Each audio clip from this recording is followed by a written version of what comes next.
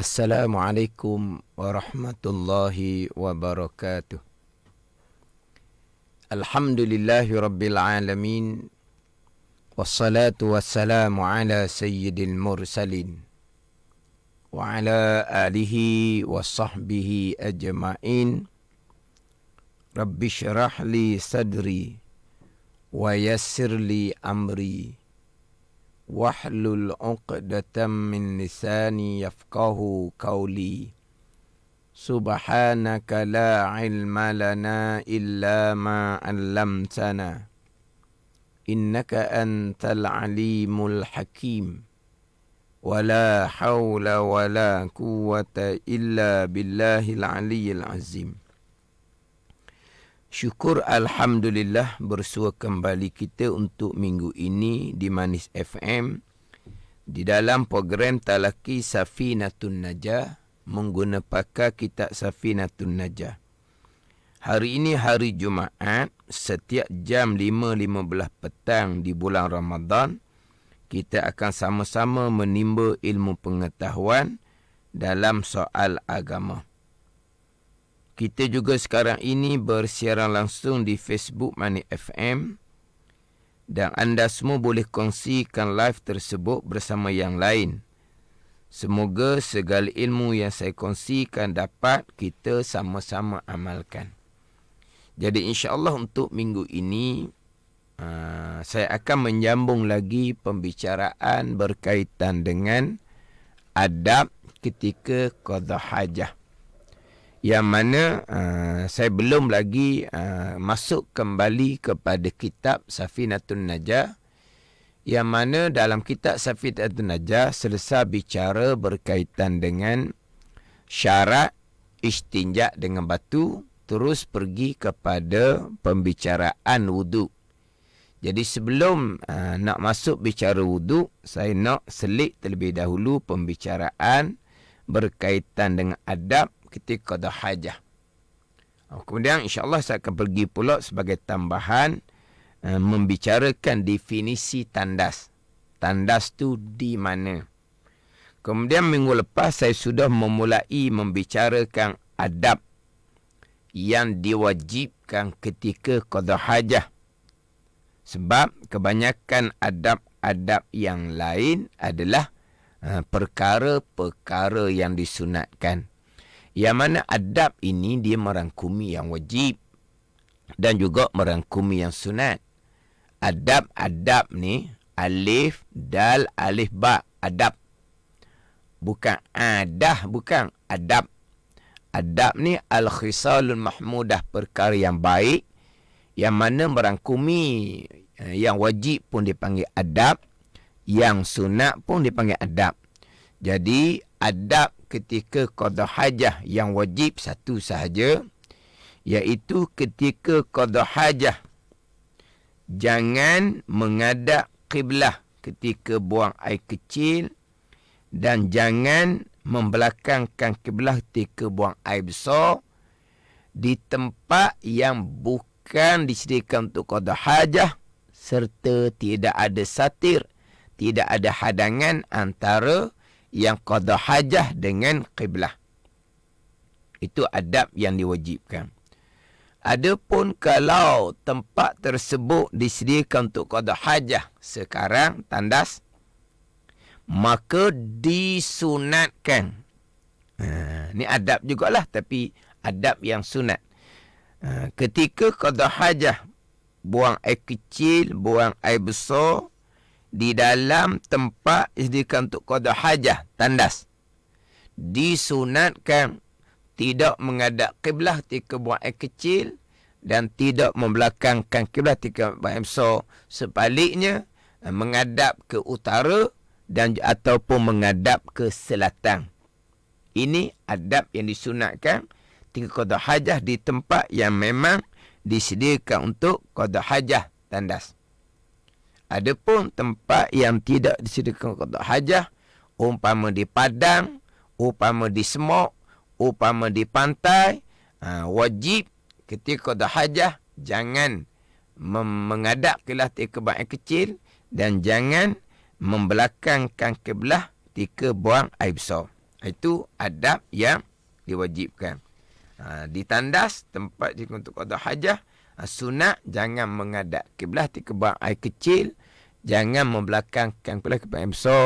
Jadi disunatkan ketika kita buat tandas di rumah kita contohnya, sementara tandas di masjid, disunatkan tandas tersebut jangan menghadap kepada kiblat ataupun membelakangkan kiblat.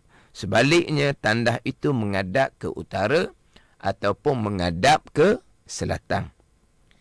Kemudian saya sudah bicara minggu lepasnya, masuk adab yang disunatkan. Mana di antara adab yang disunatkan adalah kita melangkah ke tandas. Disunatkan kita melangkah dengan kaki kiri. Disunatkan melangkah dengan kaki kiri. Walaupun kita masuk tandas tersebut bukan untuk qada hajah. Contohnya kita masuk tandas kerana kita bawa anak kita yang nak qada hajah. Kita masuk tandas kerana kita nak baiki. Baiki pahit rosak ke contohnya. Baiki pelas tu rosak contohnya. Jadi masuk tandas bukan nak qada hajah. Masuk tandas nak baiki kerosakan di dalam tandas. Maka disunatkan melangkah dengan kaki kiri serta disunatkan membaca doa.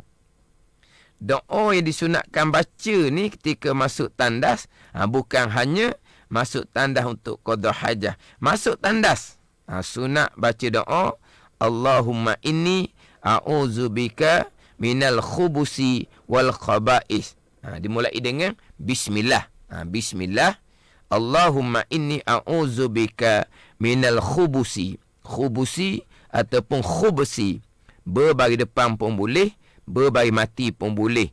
Dia jamak pada khabis. Khabis ni syaitan jantan. Minal khubusi atau minal khubsi wal khaba'is. Yang mana doa ni kita baca sebelum kita melangkah ke dalam tandas. Jangan doa ni dibaca selepas kaki kita sudah melangkah ke dalam tandas. Jadi doa ni disunat dibaca walaupun masuk tandas, bukan untuk qada hajah sekalipun. Kemudian selesai qada hajah, ketika keluar daripada tandas, disunatkan melangkah dengan kaki kanan. Keluar tandas, disunatkan melangkah dengan kaki kanan. Kemudian membaca doa. Membaca doa selepas daripada keluar tandas. Membaca doa sebelum kita baca doa, kita disunatkan baca ghufranak. Ghufranak, mohon keampunan Allah Subhanahu wa ta'ala. Ghufranak, ghufranak, ghufranak. 3 kali. Hal ni pun sudah cukup. Tapi nak tambah laginya, Allahumma inni alhamdulillahillazi azhaba annil aza wa afani. Kita sebelum baca alhamdulillahillazi azhaba annil aza wa afani ni kita baca ghufranak sekurang-kurangnya sekali ataupun kita baca 3 kali. Baca ni juga sama selepas daripada kita sudah melangkah keluar daripada tandas. Jadi doa masuk tandas sebelum melangkah ke dalam tandas.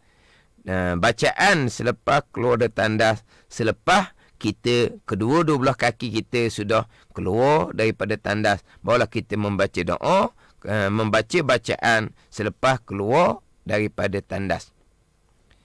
Kemudian bicara adab ketika berada di dalam tandas, yang mana disunatkan kita berada di dalam tandas ni dengan qada segera. Dimakruhkan kita berlama-lama di dalam tandas. Sebab tandas ni dari segi kesihatan batin pun tak comel, dari segi kesihatan jasmani pun tak comel dalam tandas ni. Dari segi kesihatan rohani pun tak comel dalam tandas. Dari segi kesihatan jasmani pun tak comel dalam tandas. Maka disunatkan kita bersegera. Dimakruhkan kita berlama-lama. Contohnya, duduk khoya tanpa hajah lah. Tanpa hajah. Kalau memang dia... contohnya, ketika qada hajah, dia payah nak selesai. Dia berok sembelik. Contoh tu ada hajah. Ni duduk berehat. Sebab itulah ketika qada hajah disunatkan qada hajah mencangkung atas dua kaki. Ni saya sudah bicara dahulu. Ketika bicara istinja, yang mana disunatkan qada hajah mencangkung atas dua kaki dengan bahawa hak tandas atas lantai tu. Adapun tandas tinggi, kemudian duduk atas tandas tinggi, dia akan jadi lama sedikit qada hajah. Sebab apabila duduk atas tandas yang tinggi, qada hajat kita tak laju. Dia panggil apa? Tak lawah, tak laju sebab tempat tersebut telah tertutup. Sebab itulah disunatkan mencangkung atas dua kaki, atas tandas latar, atas latar. Tetapi terkadang seseorang dia tak sihat. Nak duduk atas tandas, atas latar, mencangkung atas dua kaki, dia memang tak larat. Tu cerita lain. Cuma sekarang ni terkadang setengah-setengah tempat, termasuk rumah sendiri, kebanyakan tandasnya tandas tinggi, duduk atas tandas. Maknanya bukan tandas untuk orang tak sihat. Berarti orang sihat pun qada hajah atas tandas tinggi, kemudian duduk atas tandas tinggi. Sudah luput satu perkara sunat, yang mana ketika qada hajah sunat mencangkung atas dua kaki. Itu bicara qada hajah. Adab perkara yang disunatkan ketika qada hajah. Saya bicara dahulunya nak istinja. Nak istinja macam mana? Sebab ketika istinja dengan air, contohnya istinja dengan tisu, contohnya pastikan air menyucikan sekalian tempat yang zahir ketika mencangkung atas dua kaki, sama ada bulatan dubur ataupun kemaluan hadapan perempuan. Begitu juga istinja dengan tisu, meratai tisu sapu tu sekalian bulatan dubur yang terbuka ketika mencangkung atas dua kaki, dan juga kemaluan hadapan perempuan. Jadi kalaulah duduk atas tandas tinggi tu, tempat tu tertutup. Jadi istinja tu kena cermat molek. Istinja tu kena cermat molek. Ini saya sudah bicara dahulu ketika membicarakan bab istinja. Ini bicara bab qada hajah. Ketika qada hajah disunatkan qada hajah dalam keadaan mencangkung atas dua kaki. Ini ketika qada hajah. Kemudian ketika kita masuk tandas ni, disunatkan kita pakai alas kaki, selipar. Disunatkan kita pakai alas kaki, selipar. Biasanya kita ni, selipar ni di tandas awam ada selipar lah. Kalau tandas rumah ni biasa tak ada selipar. Tandas awam biasa ada selipar. Tandas masjid ada selipar. Dia selipar ni termasuk tandas di rumah pun disunatkan kita pakai selipar. Cuma yang orang kita ni tidak sediakan selipar di tandas rumah ni sebab ialah selipar ni kalau budak-budak dia letak rata-rata di dalam tandas, kita melangkah kaki masuk tandas, terpijak selipar yang diletak merata-rata, berbahaya pula. Kemudian terkadang selipar tu sendiri tak ada bunga dah, jadi menyebabkan jadi licin. Sebab itulah biasa rumah dia tidak sediakan selipar. Sebab dibimbang takut selipar tu diletak merata-rata oleh budak-budak, jadi melangkah kaki dalam tandas terpijak selipar, boleh terjatuh, berbahaya. Tapi memanglah, memang disunatkan ada selipar. Ni ada yang komen ni, umur saya ada selipar juga, tapi masuk tandas. Comel lah. Tapi kena hati-hatilah. Kena hati-hati. Sidang pendengar maklumilah, yang mengikuti live FB boleh mengemukakan soalan. Boleh mengemukakan soalan yang berkaitan. Kalau mengikuti live FB, boleh mengemukakan soalan yang berkaitan dengan tajuk pembicaraan. Kemudian berada dalam tandas ini disunatkan kita kepala tu kita tutup dengan kopiah ke, dengan sapu tangan ke, sebab kepala ni mulia. Tandas ni tempat yang keji. Maka kepala yang mulia ni sunat kita tutup kopiah ke ataupun sapu tangan ke. Yang mana kadang-kadang ada setengah tempat lah. Ada setengah tempat kita tempat berwuduknya pakai koloh. Ketika basuh kakinya pakai cetong lah. Pakai gayung, pakai cetong untuk basuh kaki. Kadang-kadang gayung cetong nak basuh kaki tak ada. Sebab orang masuk tandas untuk buang air kecil, untuk kencing. Dibawa satu cetong sebab dalam tandas tu tak ada air pahit. Hanya bawa satu cetong untuk basuh kencing. Kemudian satu cetong laginya dibubuh atas kepala dia. Jadi satu cetong dibawa untuk basuh kencing. Satu cetong laginya dia bubuh atas kepala. Jadi cetong tu untuk tutup kepala. Ni ada tempat-tempat yang seumpama tu. Jadi selepas berwuduk nak basuh kaki, cari cetong tak jumpa cari. Kena-kena masing-masing cetong ada atas kepala, dipakai atas kepala ketika masuk tandas. Yang mana masuk tandas disunatkan kepala tu dalam keadaan tertutup. Kemudian ketika qada hajah, disunatkan jangan berkata-kata. Disunatkan jangan berkata-kata ketika qada hajah. Kalau berkata-kata, hukumnya adalah makruh. Makruh berkata-kata ketika qada hajah. Dia gini, dia masalah makruh berkata-kata ni. Makruh berkata-kata ni masuk tandas sahaja. Masuk tandas sahaja makruh berkata-kata.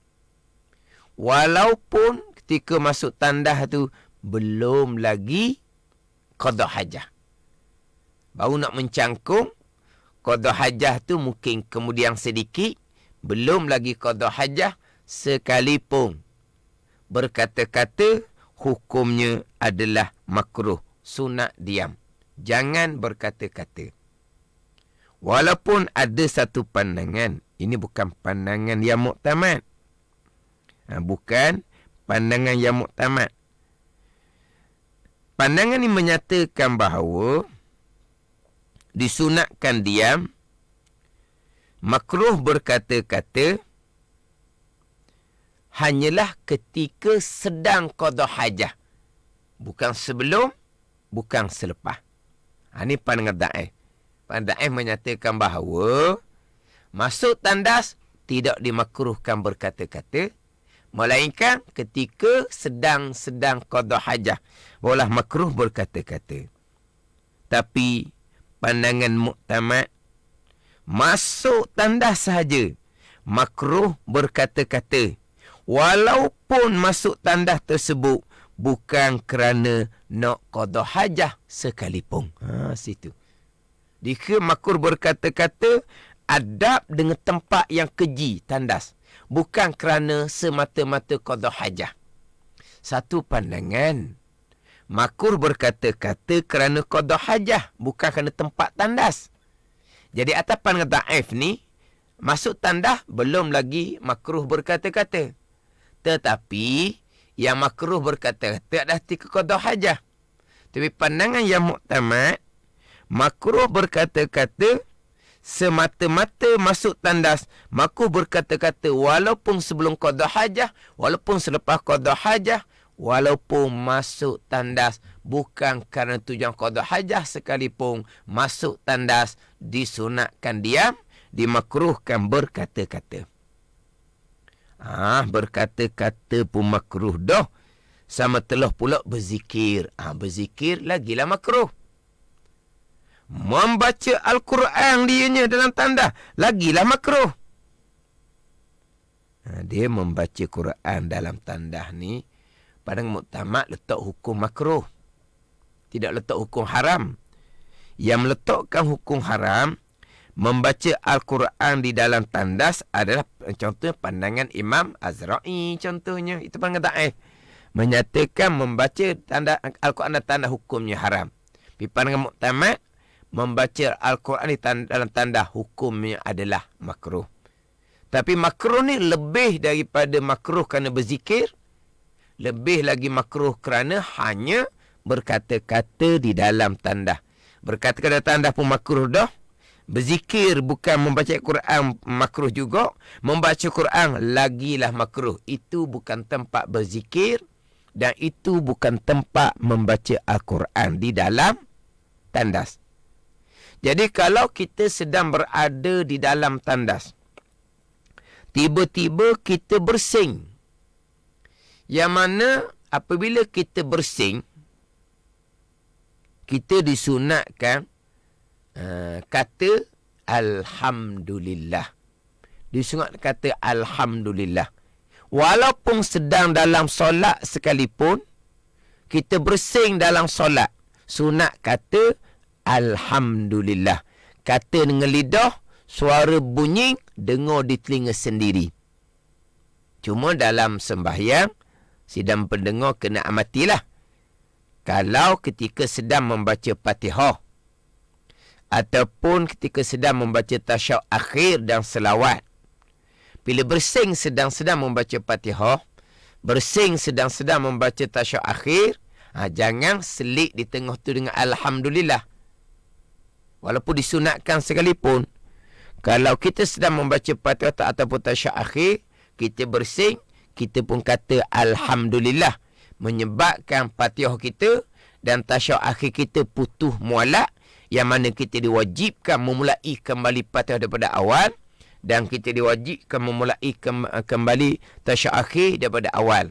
Apabila kita selangi dengan Alhamdulillah selepas bersing, walaupun Alhamdulillah selepas bersing hukumnya sunat sekalipun, walaupun ketika dalam sembahyang, tetapi bukan dalam tandas. Apabila seseorang bersing dalam tandas, maka dia disunatkan Alhamdulillah dengan hati, bukan lagi dengan lidah. Alhamdulillah dalam hati. Yang mana Alhamdulillah selepas dia bersih ni, sidang pendengar kena ingat, ini termasuk zikir lidah, zikir lisan. Bila zikir lidah, zikir lisan, untuk dapat pahala syaratnya telinga kena dengar. Sebab ini bukan zikir qalbi, ini bukan zikir hati. Zikir hati tu disunatkan, waktu bicara lain. Ini kita bicara bacaan ni, ini semua dipanggil zikir lidah, zikir lisan.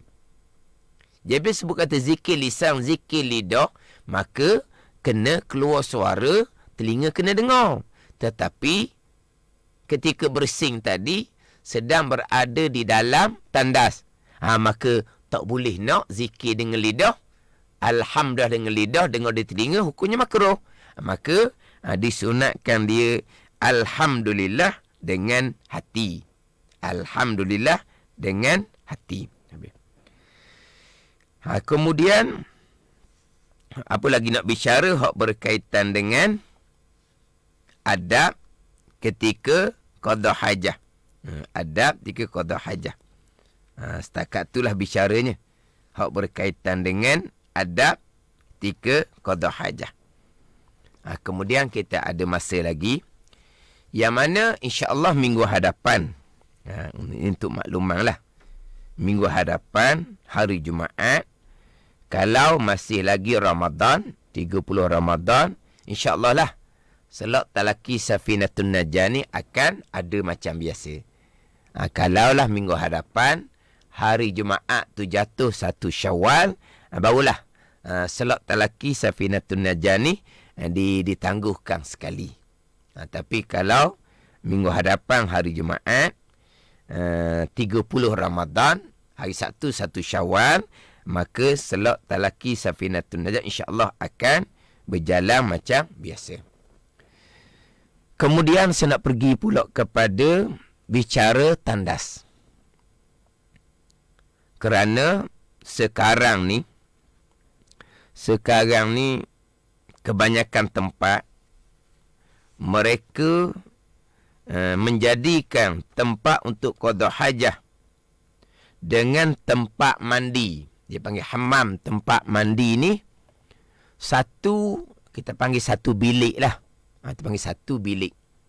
Yang mana hanya ada satu pintu. Maka timbullah salah faham apabila tandas sebelah di penjuru, kemudian yang lebih luasnya adalah tempat mandi, pada satu bilik dengan satu pintu, tiba-tiba dihukumkan tandas tu jerakit, kalau kita cakap jerakit. Tandas ni siapa ke tempat mandi, dia panggil tandas juga. Tu tak kena gitu tu. Tandas, tempat mandi. Di sini kena faham lah. Sebab tandas lain, tempat mandi lain. Tandas dimakruhkan kita berzikir, tempat mandi kita tidak dimakruhkan berzikir. Dan di tempat mandi, kalau kata pagi raya, daripada maghrib malam raya sampai ke sembilan raya, kita disunatkan perbanyakkan takbir raya. Di masjid, di rumah, di jalan, bahkan dalam bilik mandi pun sunat kita perbanyakkan takbir. Yang tak ada takbir raya hanyalah takbir mursal ni, takbir mursal. Yang tidak ada takbir mursal, takbir raya hanyalah dalam tandas sahaja. Jadi tandasnya di mana? Saya sebut dah terdahulu minggu lepasnya. Kalau kita nak tanya tandas tu di mana, jadi peliklah tanya, mana tandas? Dekat mana tandas? Tandas ni apa? Tandas ni tempat qada hajah lah. Nak tanya lagi di mana tempat qada hajah? Tak kena tempat qada hajah. Tak kena tandas. Tak kena jambang. Yelah, tapi masalahnya antara tandas dengan tempat mandi tu tak ada dinding. Oh, jadi itu tandas, tu tempat mandi. Tandas lah, tempat mandi lah. Tak ada dinding. Tak ada dinding, tak ada masalah. Pandai juga sebut. Memanglah tandas di penjuru tu tandas. Sebelah tu tempat mandi. Ada selesai lah. Itu tandas, itu tempat mandi. Lepas tu tak ada dinding antara tandas tempat mandi. Dinding ni hanya untuk melindungi aurah daripada terlihat oleh orang. Jadi kita balik semula. Tak apalah. Dia tandas ni dia panggil mahalul khala'. Tandas tempat yang sunyi. Dia panggil mahalul khala'. Tandas ni al-makanul mu'addu liqada'il hajah. Itu tandas. Ini bahasa Arab. Tapi bahasa Melayu kita pandai. Tempat yang disediakan untuk qada hajah. Itu dipanggil tandas. Dalam Bujarimi Fathul Wahab, wa illam yakun fi bunyanin, sekalipun bukan dalam binaan. Sekalipun bukan dalam binaan. Pandai ni. Tempat dia kan untuk qada hajah, sekalipun bukan dalam binaan. Dia nak jadikan tandas, tak syarat binaan. Tak syarat binaan. Nak jadikan tandas.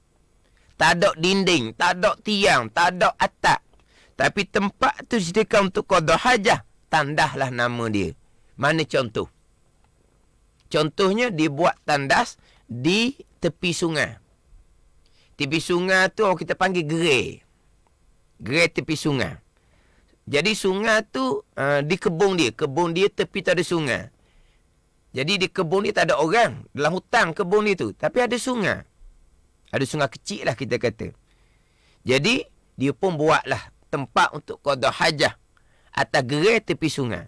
Mula-mula mungkinlah dibubuh, dia dindingkan dengan guni contohnya. Akhir guni tu jadi hancur.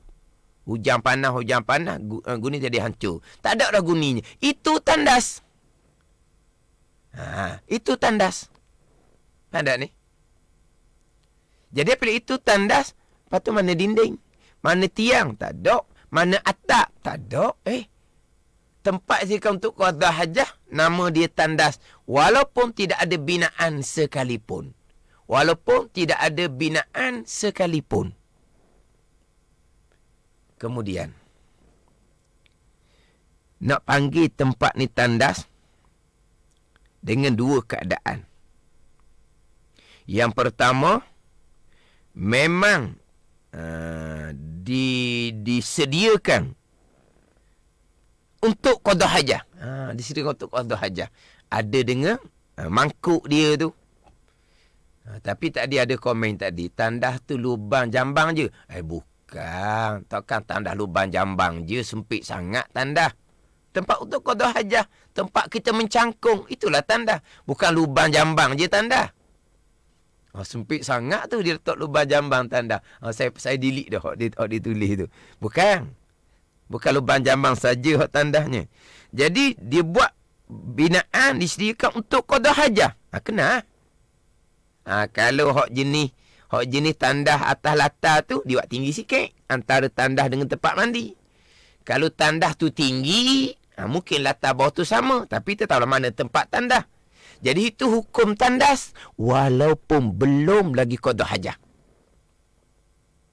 Walaupun belum lagi qada hajah, dia panggil tandas dah. Sebab memang dibina tempat tu untuk qada hajah.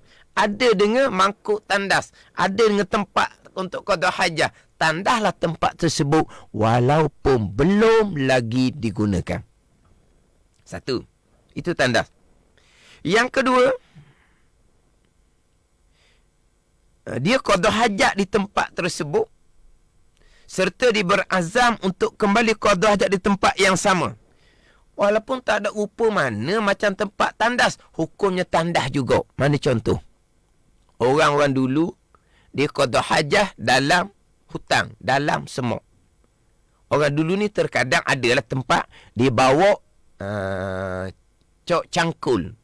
Ataupun dia panggil cok betul ke dia bawa cok. Dia pun gali. Dia gali dalam. Dia pun qada hajah sekali di lubang tersebut. Dia pun tutup dengan tanah sedikit. Tapi lubang tu masih lagi dalam. Dia bercadang, di masa akan datang, dia akan qada hajah di tempat yang sama. Maka di lubang tersebut, hukumnya tandas. Atas tanah ni, dinding tak ada, tiang tak ada, atap tak ada. Itulah tandas. Nak masuk di kawasan lubang tu, baca doa masuk tandas. Nak keluar dulu, lepas keluar lubang tu, baca doa keluar tandas. Apabila lubang yang dalam yang digalikan, walaupun tidak ada rupa tandas, tapi cuma lubang sahaja, contohnya, dia akan qada hajat kembali tempat yang sama, hukum tandas. Jadi kalau dia buat lubang tu di tengah padang sedikit lah kita kata, dalam semok, dalam hutang tu, lubang tu agak tengah padang sedikit. Jauh dengan pokok. Pokok adalah jauh sedikit. Mana lubang tu dengan pokok tu lebih dari 3 hasta. Maka dia pun qada hajat menghadap kiblah, membelakangkan kiblah sekalipun tidak diharamkan. Walaupun tak ada hadangan di hadapan, sebab lubang tu dihukumkan tandas. Lubang di tanah boleh hukum tandas. Hukum tandas ni tempat sediakan untuk qada hajah. Dihukumkan tempat sediakan qada hajah dengan rupa binaan. Rupa binaan ni untuk qada hajah. Kenal sangatlah kita mana tempat qada hajah, mana tempat mandi. Kenal sangat. Itu je lah. Itu tandas walaupun belum mula qada hajah sekalipun. Dan dihukumkan tandas juga. Dia hanya gali lubang yang dalam. Contoh ni. Dia berazam akan datang ke tempat yang sama untuk qada hajah. maka lubang tu hukum tandas. Bila dihukum tandas, ketika qada hajah, walaupun menghadap kiblat ketika buang air kecil, walaupun membelakang kiblat yang besar, dengan hadangan pokok pula jauh, tidak lagi diharamkan sebab tempat tu dihukumkan tandas. Hanya semata-mata lubang yang digali, yang mana bercadang, berazam akan datang qada hajah di lubang yang sama sebab lubang tu masih dalam contohnya, maka hukum tandas dah.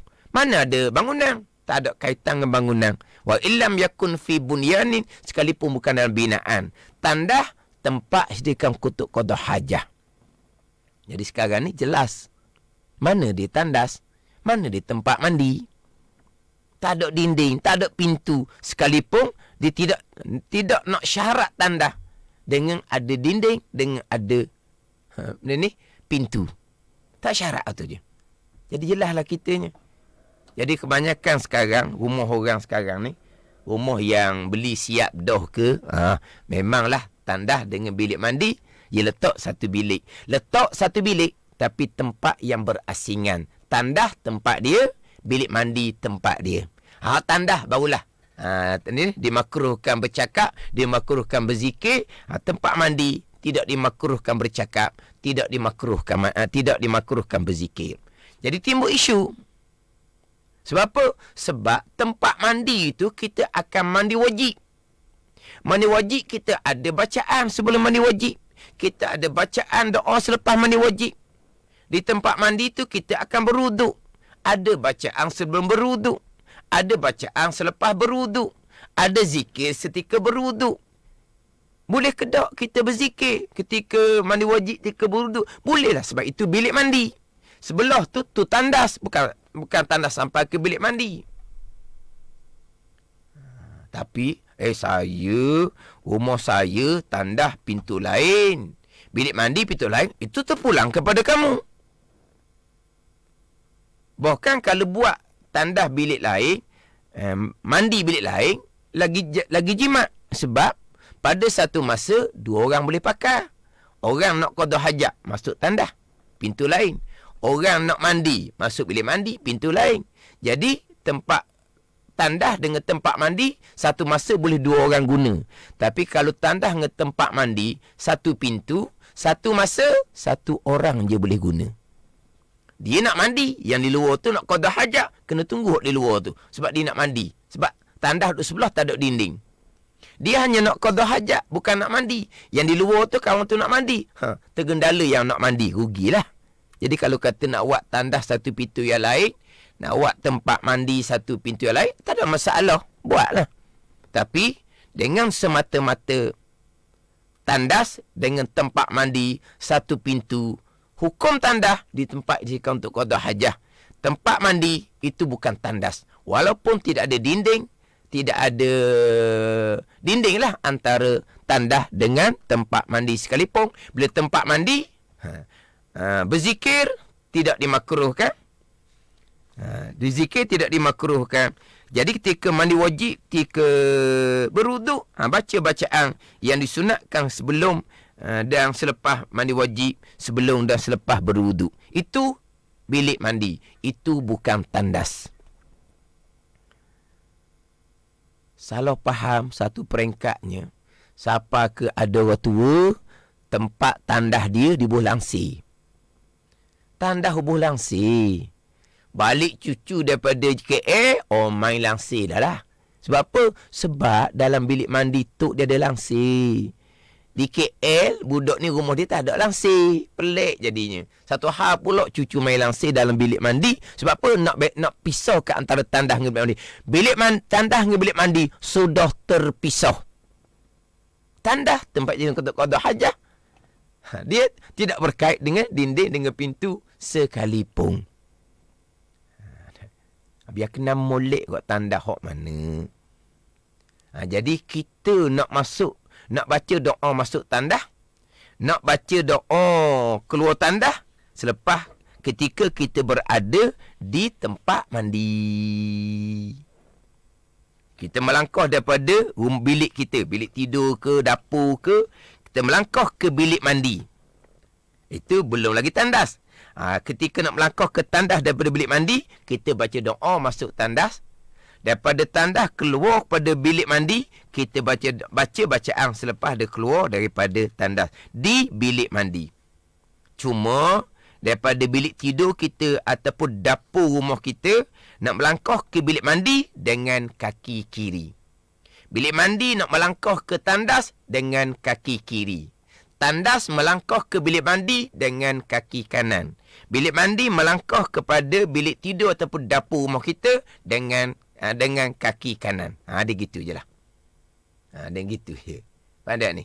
Tapi tandas, bilik mandi. Tidak akan dihukumkan tandas tu sekalian bilik hanya kerana ada satu pintu antara tandas dan tempat mandi. Sehingga kan ada orang tua di jalan rumah anak dia belebel anak dia. Kamu ajak mak mari dia berkampung mai KL. Kamu buat tandas sampai ke bilik mandi. Dia mahukan anak dia beli rumah siap dah. Kemudian mak dia ni sampai masa ambil semayang, dia tak ambil semayang dalam bilik mandi. Sebab dia kata tandas. Dia ambil semayang di singki dapur rumah anak dia. Basuh muka, basuh tangan, sampai kepala okey lagi. Nak basuh kaki, orang tu angkat kaki dalam singki. Silap gaya boleh terjatuh tu orang tua tu. Dan ada orang tua, dia tak ambil semayang dalam bilik mandi. Dia ambil semayang tempat anak dia basuh kereta, di halaman hadapan rumah, akhirnya aurah terdedah. Tika berwuduk, kerana orang tua ni salah faham pengajian. Dia kata bilik mandi tu hukum tandas, kerana antara tandas dengan bilik mandi tidak ada dinding, sebab pintu satu antara tandas dengan bilik mandi. Tidak sama sekali. Tandas, tempat jika untuk qada hajah, walaupun bukan dalam binaan sekalipun, tidak nak hukum tandas dengan semak, kena ada dinding, kena ada pintu. Tak syarat. Tandas, tempat jika untuk qada hajah, tempat mandi. Ni panggil apa? Definisi tandas. Walah, tak payah cerita panjang. Tandas. Tanya budak tahu, mana tandas? Ya, akan tunjuk, tu tandas. Sebelah tu, tempat mandi. Ada pakai ujang di atas tu kan? Tandas. Tempat mandi. Jadi insyaAllah untuk minggu hadapan, kalau belum lagi 1 Syawal Jumaat minggu hadapan, kalau Jumaat minggu hadapan 30 Ramadan, insyaAllah selot telaki Safinatun Najah, saya akan masuk balik dalam kitab Safinatun Najah, membicarakan berkaitan dengan wudu. InsyaAllah. Wallahu a'lam. Bismillahirrahmanirrahim. Alhamdulillahirabbil alamin. Wassalatu wassalamu ala sayyidil mursalin wa ala alihi wa sahbihi ajma'in. Allahumma aftah alaina futuhal arifin. Allahumma allimna ilma akdamin wa fahimna famas sabiqin warzuqna ruqat talibin. Allahumma zidna ilman wa alhiqna bis salihin. Wa sallallahu ala sayyidina Muhammadin wa ala alihi wa sahbihi wa sallam. Walhamdulillahi rabbil alamin. Wassalamualaikum warahmatullahi wabarakatuh.